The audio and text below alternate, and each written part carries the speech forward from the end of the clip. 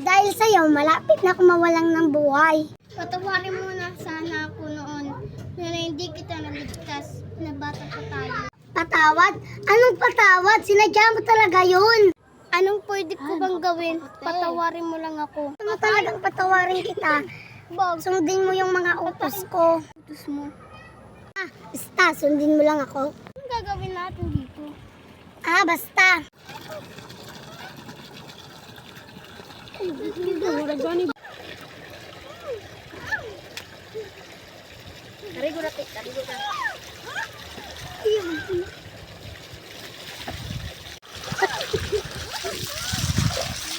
Bakit mo ako ginaganito? Rin, no?